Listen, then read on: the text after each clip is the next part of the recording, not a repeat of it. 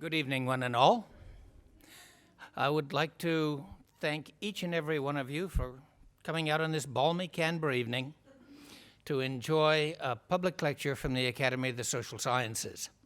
I would like to note that the Karmel family is here, and Mrs. Karmel, Mrs. Lena Karmel, her daughter Rose, and daughter Prue. Now, I'm John Beaton, the Executive Director. That's not very important. What is important is that Peter Spirit now will come up and say a few words about his program. He's the chair of our Public Forums Committee. Peter. Thank you, John. Ladies and gentlemen, and at least one younger person, which is very impressive, I would like to acknowledge the Ngunnawal people who are the traditional custodians of this land on which we are meeting, and pay respect to the elders of the Ngunnawal Nation, both past and present, and I extend this respect to all Indigenous people in attendance today. I should advise you that the event will be video recorded and may be rebroadcast. A lot of you probably know that the Academy of Social Sciences was established in 1971. It's an autonomous non-government organisation devoted to the advancement of knowledge and research in the various social sciences and provoking debate in topics like the one we're about to hear tonight.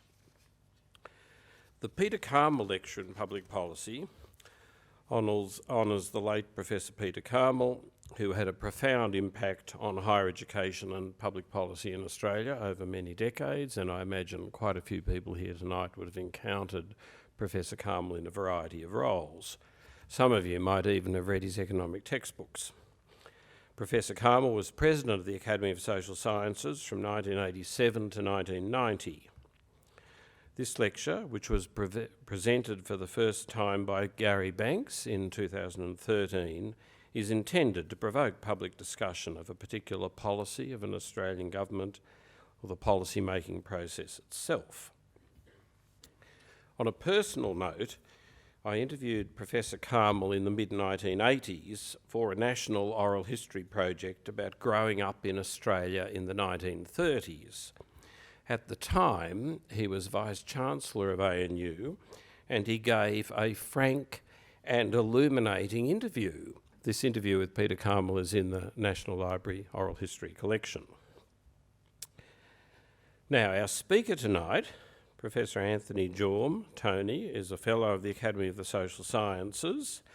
He grew up on the floodplain in Fairfield, Brisbane, but he used to get the ferry to UQ before the bridge was built, but he got out before the 74 flood. He's a Professorial Fellow at the University of Melbourne and an NH&MRC Australia Fellow. His research focuses on building the community's capacity for prevention and early intervention with mental disorders, and he's one of the world's most cited researchers in psychology and psychiatry, and it is with great pleasure I invite Tony Jorm to give the second Peter Karmel lecture. Tony. So in this lecture I'm going to present an argument that Australia needs to reorient its approach to mental disorders and to put more emphasis on prevention. And the argument has a number of steps. I'm going to make it easier for you to follow where I'm headed by giving you the main messages up front. So the lecture essentially has two parts. In the first part, I'm going to argue that mental disorders are common in the population, they cause a lot of disability, and they're treatable. There's a striking finding from community surveys of mental health that show that many people with mental disorders don't receive any evidence-based treatment. And it's been argued that if we could get more of these people into treatment, then this should improve the mental health of the population. However, despite large increases in the provision of mental health services since the mid-1990s, there's been no measurable improvement in the mental health of the population. There are several possible explanations for this lack of improvement, but I'll favour one particular explanation, namely that we've put most of our resources into treatment and too little into prevention. In the second part of the lecture, I'll present evidence that it is possible to prevent mental disorders, and I'll also show evidence that the prevention of mental disorders makes good economic sense. And I'll argue that we need a national strategy for the prevention of mental disorders and I'll give some examples of the sort of interventions that this might cover. So to begin, let me take you back to how I first got interested in this topic. So back in the 1980s, I worked at the Social Psychiatry Research Unit. It was based at a small house on the ANU campus, just up the road from where we are now in Liverseed Street. I've shown you here a picture of the staff at the time outside this house, and I'll get a little arrow here, you can see this is me here. See that I have marginally more hair than I do now, but not much more. The house nowadays is occupied by the Australian Academy of Humanities. I also have a connection with Peter Karmel because to the right of this house, you can't see it, there was an extension built in the 1980s and Peter Karmel was the Vice-Chancellor and he came along and opened the extension and I shook hands and was introduced to him. So that's my connection with him. Anyway, at the time I worked in this unit, I read a small book which is a classic in the area of population health. It's called The Role of Medicine by Thomas McKeown. Now let me ask, has anyone ever read this book? Well, that's impressive. It's two people. Has anybody ever heard of the book but they haven't read it? All right, so two people, that's good. Okay, so McKeown's book says nothing at all about mental health. It largely deals with the history of infectious diseases in England and Wales. And the core part of the book consists of graphs showing the history of deaths from various infectious diseases. Now, here I'll show you one example. This one shows deaths per million population from tuberculosis. And each of the graphs in the book, McKeown places arrows like the ones you can see here, showing the mechanism of the disease. So I'll just show here. There's the mechanism of disease discovered. And here is when various medical interventions were introduced.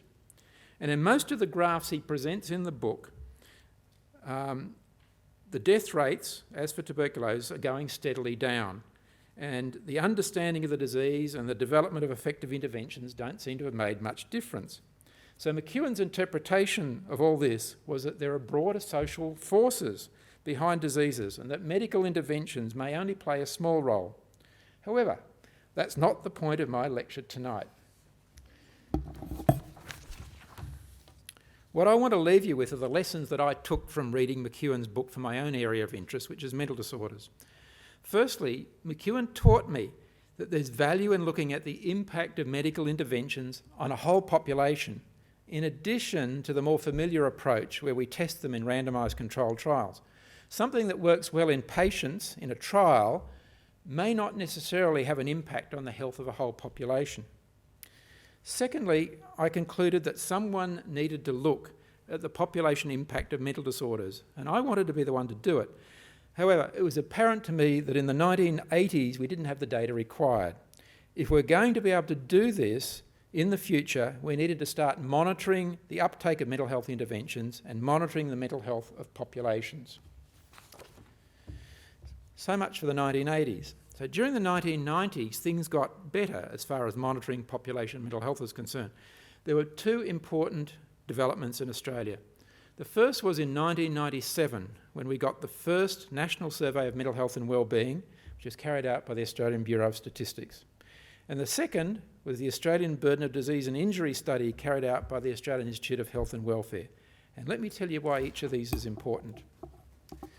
The 1997 National Survey of Mental Health and Wellbeing found that mental disorders are common, with around 1 in 5 adults suffering from a mental disorder in the previous 12 months.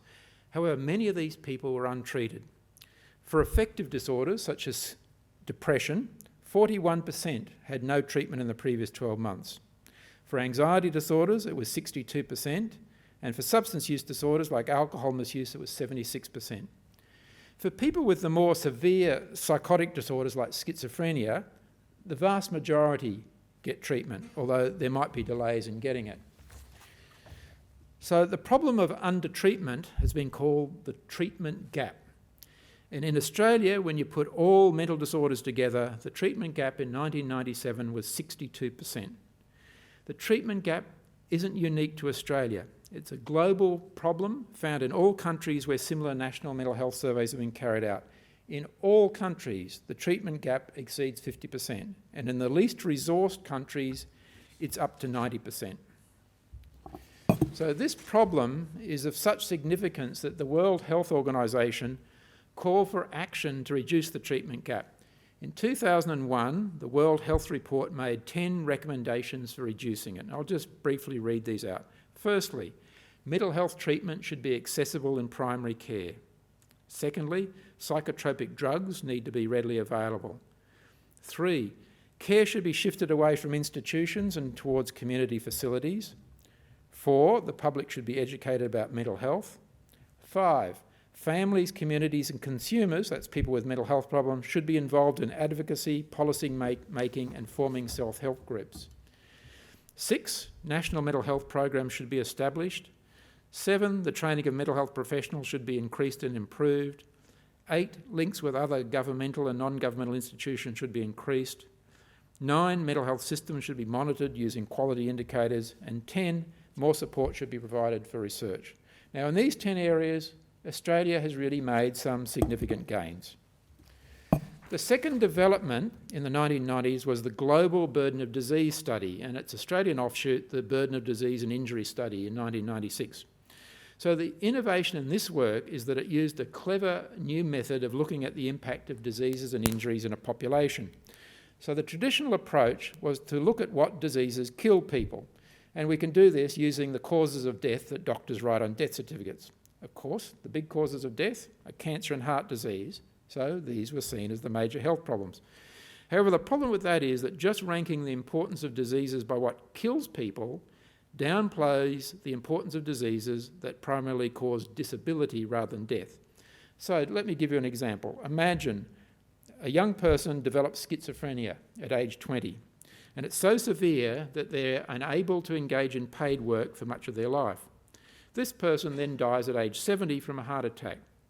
So the heart attack might be the cause of death, but for the person who had this problem, the fact they had to live for 50 years with an illness that made it difficult for them to work might be of much greater importance. So the innovation of these burden of disease studies is they use something called the Disability Adjusted Life Year, or DALY. And it's a clever way of combining together the years of life lost through premature death with the years of life lived with disability. So when the DALY is used to measure burden of disease in a population, a very different picture emerges for mental disorders. As seen in this graph of the burden of disease in Australia in 1996, heart disease, here it is, and cancer emerges the big two.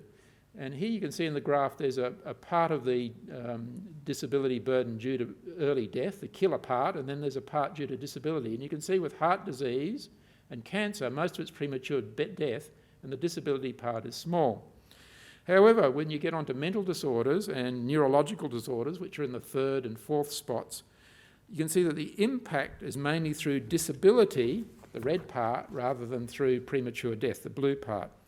And in particular, these studies drew attention to the impact of depression as a major source of disability in the population, which was previously unrecognised.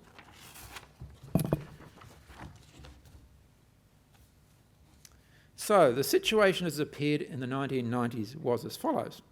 Many people had mental health problems, and these are a major contributor to the burden of disease in the population. However, many of these people weren't getting treatment. So it seems reasonable that if we could get more people into treatment, there might be a reduction in burden of disease from mental disorders. In fact, in 2004, Gavin Andrews and colleagues from the University of New South Wales made some estimates of how much of the burden of mental disorders we could avert if we reduced the treatment gap. So column 1 here shows type of disorder, affective disorder like depression, anxiety disorders, things like PTSD or agoraphobia, alcohol disorders and schizophrenia. Column 1 shows the burden that we currently avert of these disorders through treatment. So for affective disorders, 15%, anxiety disorders, 13%, alcohol, 2%, schizophrenia, 13%.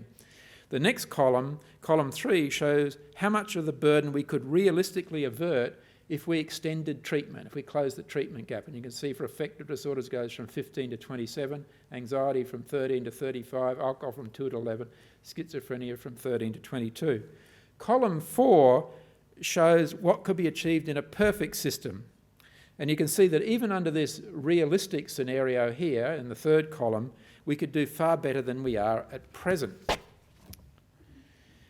Now, I'm going to move on to examine evidence that mental health services in Australia have in fact increased substantially over the past 2 decades.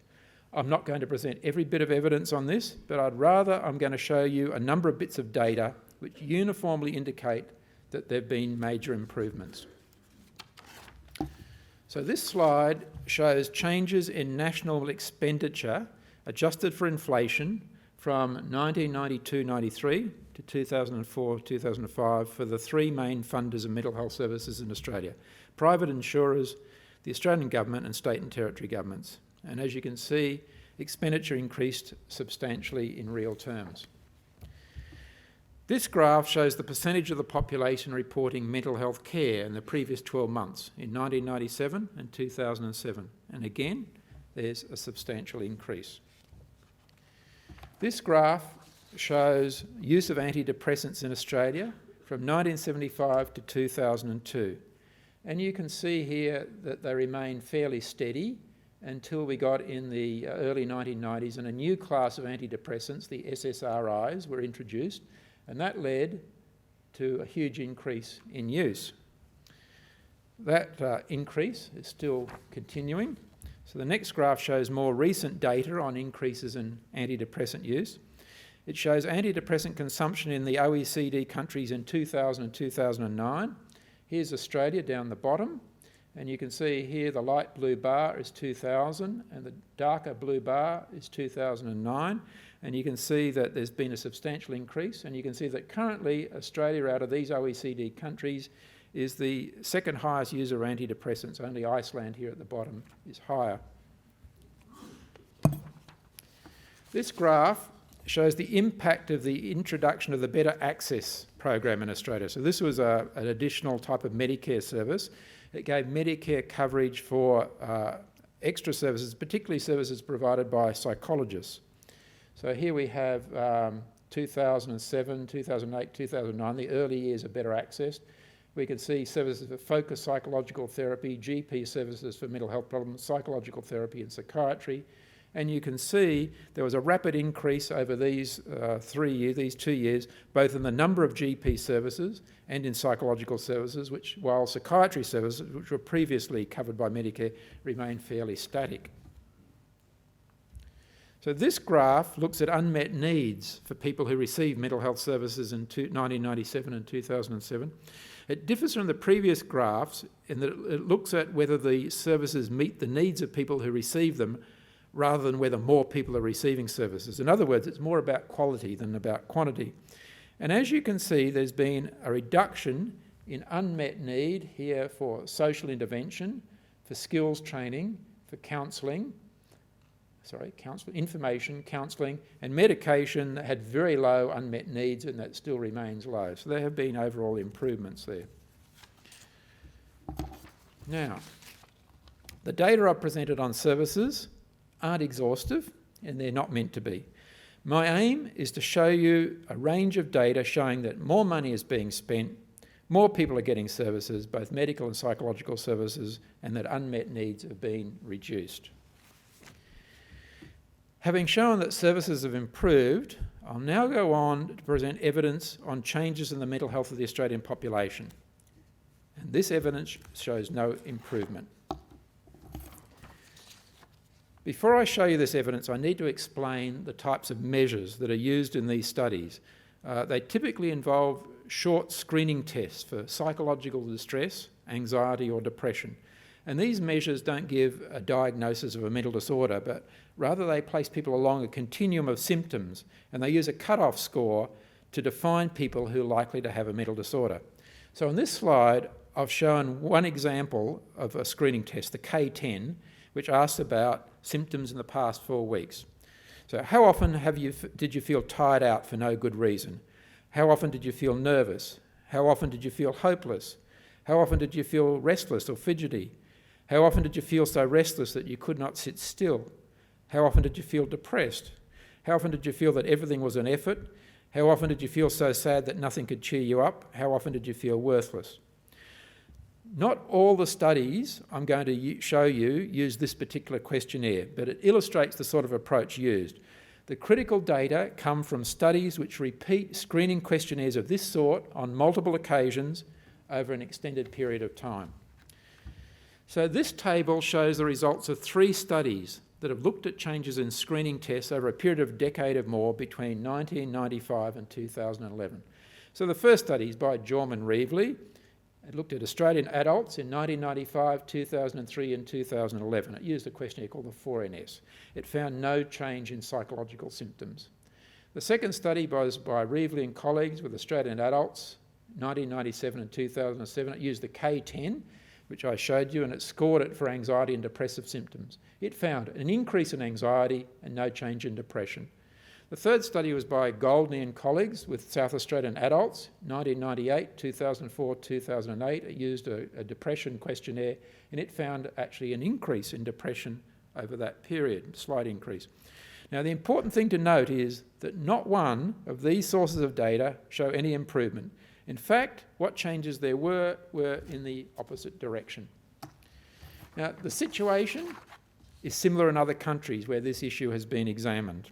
In the USA, there was no change in prevalence of mental disorders between 1990 and 2003, despite an increase in the percentage of the adult population receiving treatment from 12% over the 3-year period 1990 to 1992 to 20% over the 3-year period 2001 to 2003. Similarly, in Britain, there was no change in prevalence from 1993 to 2007, despite an increase in antidepressant treatment from 1 to 5% of the population and of psychotherapy from 1.6 to 3% of the population. In other countries, the data hasn't been examined to my knowledge, so we don't know what's happened. Now I want to look at various potential explanations for why narrowing the treatment gap doesn't appear to have improved population mental health. Some of these explanations say that there really has been an improvement, but for various reasons it's hidden. Whereas others say there really hasn't been an improvement, and they give an explanation of why not. So, first to the explanation that say there really has been an improvement. So one possibility is that there really has been a very small improvement, but it requires a very large sample to measure it reliably. Perhaps the surveys we haven't been big enough to estimate this reliably. Well, I've done some calculations on this. From the surveys that we have, they have a reasonable statistical power, technical jargon, to detect a 2% drop in prevalence, but they're low power to detect a 1% drop. However, against this, we must consider that some of the surveys are not showing lack of change, they're actually showing a significant trend for worsening. A second explanation is that services have had an effect, but it's counteracted by other factors. For example, there might be short-term social and environmental factors that are pushing prevalence up at the same time that services are pushing it down. Such factors might include the global financial crisis or natural disasters like bushfires or floods. We've had plenty in Australia. However, looking at the years when the survey data were collected, I can't see how any of these factors could produce the results. Another possibility is that the population may have become more open about mental health and more willing to report symptoms to survey interviewers. For example, if mental health problems become more accepted and less stigmatised over time, fewer people might hold back on reporting symptoms to a stranger who's interviewing them. And I know of no data to test that possibility, but it's one certainly worthy of further study. The remaining explanations accept that the lack of improvement is real, and they give an explanation of why we haven't seen an improvement. One possibility of this sort is that the number of services has increased, but the quality of those services has not. And there are a few bits of data that support this possibility. When I showed you earlier data on reduction in unmet need in people receiving services, I didn't show you the whole picture. While overall unmet need has decreased, most of the improvement has been from unmet need to partially met need rather from unmet need to fully met need. This indicates that the increase has been more in quantity rather than in quality.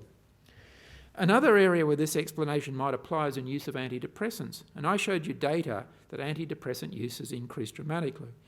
However, much of the antidepressant use has been in older people who are not at highest risk of depression.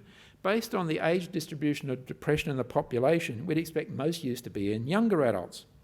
Similarly, With the increase in psychological services under the Medicare Better Access scheme, it's possible that people are receiving non-specific supportive counselling or education about their illness rather than therapies like cognitive behaviour therapy, which have the best evidence for effectiveness. Another explanation is that people with the more severe problems are already getting services, and that closing the treatment gap involves getting more people with milder problems into services. So let me explain using this graph as an illustration. The graph shows Australian data from a community survey carried out in 2001, in which participants were given the K10 screening test I showed you earlier, and they were asked about whether they'd received various services for mental health problems, including taking antidepressants, receiving counselling and seeing a GP. So here along the bottom here we have the K10 screening test score, and here we have the percent receiving treatment. Now, it's hardly surprising that as people's score increases, the probability they're getting antidepressants, counselling or seeing a GP for mental health problems increases. Hardly surprising. Here I put a line which corresponds to the cut point on the screening test. So people above this line are thought to have likely to have a mental health problem, and people below thought likely not to have. And you can think of the treatment gap as this space up here. So these are the people receiving services under the line, and these are the ones not receiving the services, the treatment gap above the line. So people up here at the severe end, you can see the treatment gap is much smaller than for people down here at the mild end. So the treatment gap is mainly consisting of people with mild problems. And the evidence is that these are the people with mild problems who are least likely to benefit from treatment. So many of these people improve no matter what because of their own efforts, and people in their social network are doing things to help them. Whereas the people at the severe end here do better if they receive treatment. So it may be that the reason we're not seeing the gains is because we're trying to get more and more of these people into treatment, and these are the milder cases who are less likely to benefit from it. So, on to the final possibility, which is really what the crux of this lecture is about. My final explanation is the one I think is most likely, namely that we've focused almost exclusively on treatment and neglected prevention. So let me give you some basic epidemiology to explain. This little diagram here. So here we have a glass container with an opening at the top here and an opening at the bottom. So the term prevalence in epidemiology is analogous, and balls can flow into the top of the container here and they can flow out here. Prevalence is analogous to the number of balls in the container. It's the number of people who have the disorder at any one time. And prevalence is influenced by two things. It's influenced by the rate of people flowing in here, the incidence, people developing the problem, and these are like the new balls entering. It's also influenced by the people who die with the disorder, or who, with mental health problems, it's mainly people who get cured, and these are the people who are flowing out at the bottom. So the duration, that is how long disorders last, is analogous to how long the balls stay here in the container. So services are primarily aimed at reducing duration. They're aimed at getting people out of here, out through here as quickly as possible. Prevention, on the other hand, is aimed at reducing the number of balls that get into the container. And in Australia, we've put most of our resources here, trying to get the balls out, and very little into trying to stop them getting in. And my argument is that potentially, if we want to reduce prevalence, we have a two-pronged approach, in reducing incidence or reducing duration through treatment. But actually, in actuality, we have a one-pronged approach, almost based entirely on treatment. Now, before I go any further, I've got a little confession to make. I've deliberately not shown you an important source of data on whether mental health has improved, namely the suicide rate. This graph shows the suicide rate in Australia from the 1920s to the present. And the top blue line here shows the suicide rate for males, and the bottom red line shows the suicide rate for females. And what I want to point out to you is this peak here, which was seen particularly in males, and the subsequent, where's my little arrow here? Where's my arrow? The subsequent steady decline that occurred here. Now, it may be entirely coincidental, but this decline coincided with the introduction of a national suicide prevention strategy in Australia.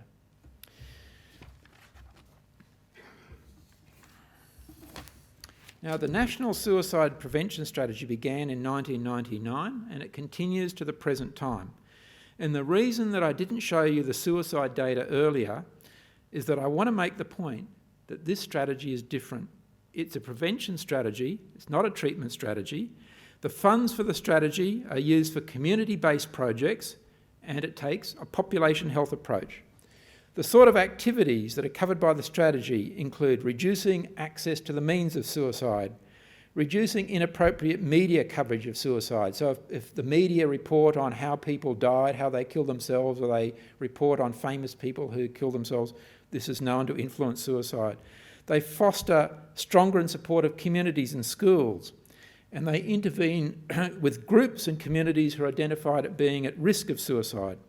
My point here is that the one population indicator where we've had recent gains has been the subject of a preventive approach. And we can't say for sure that this approach is the cause of the gains, but the coincidence is striking. So this brings me to the second part of this talk, where I propose that we extend the approach that Australia has had to suicide prevention to the prevention of mental disorders in general. But first, let me anticipate a question that many people ask when someone proposes action on prevention of mental disorders. People often say, but is it really possible to prevent mental disorders?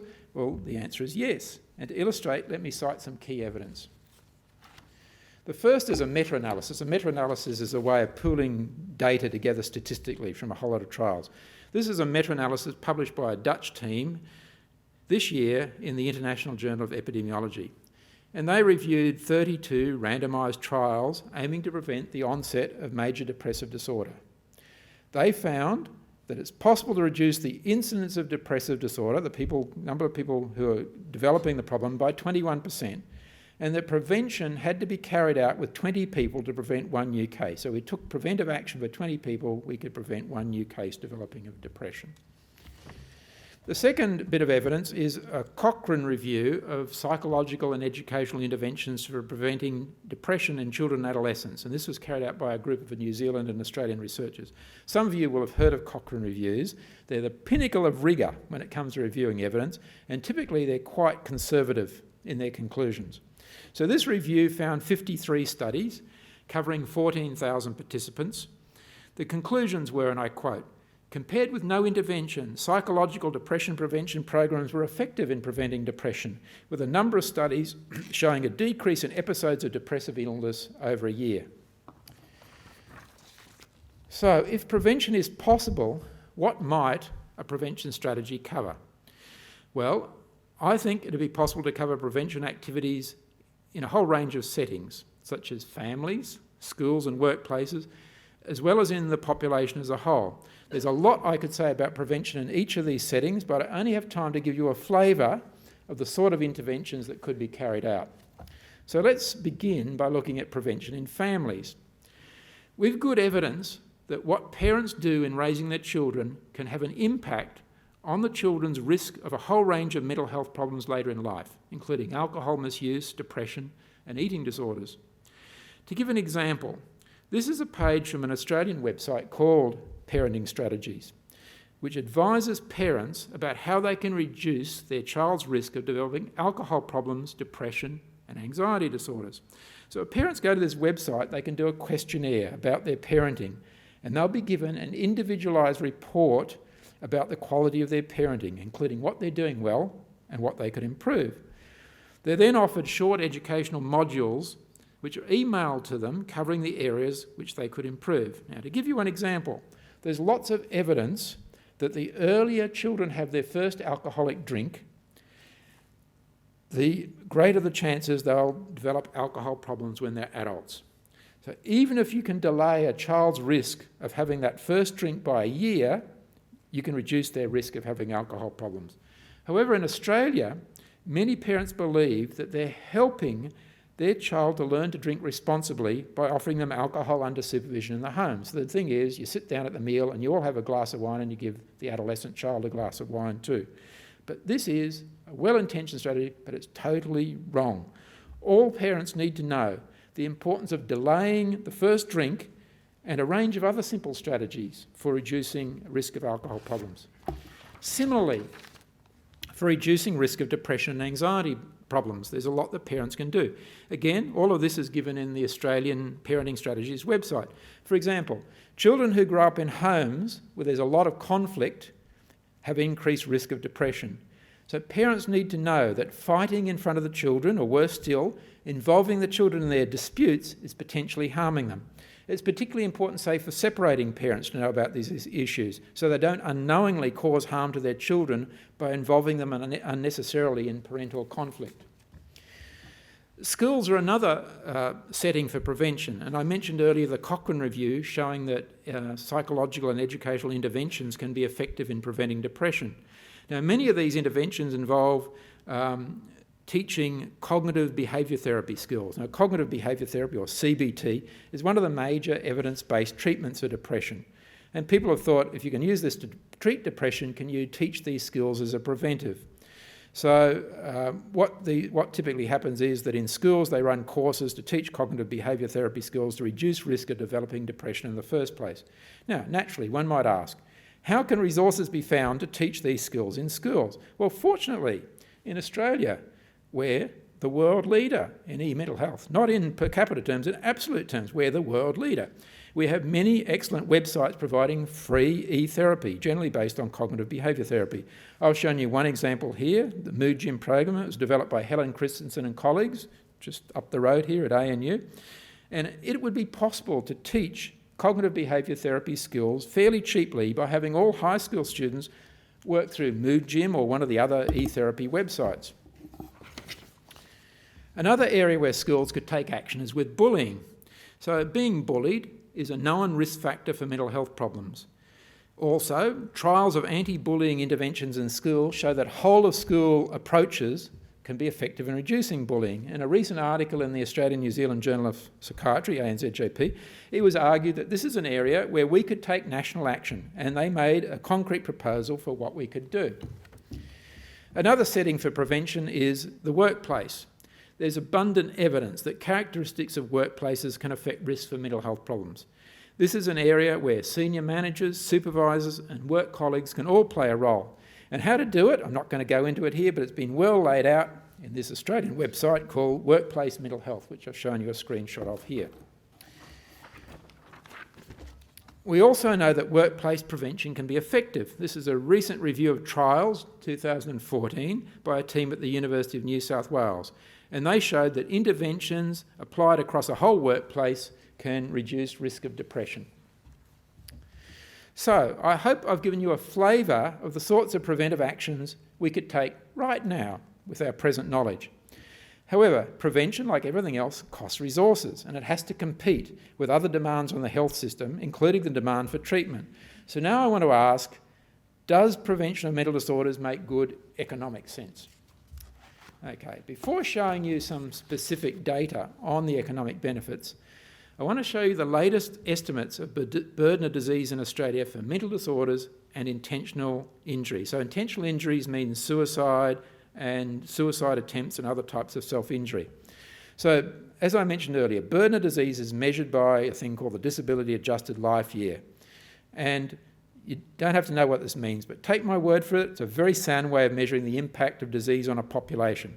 So in this graph, I've shown you the burden of disease of mental disorders across age groups. So here it is from birth through to very old age.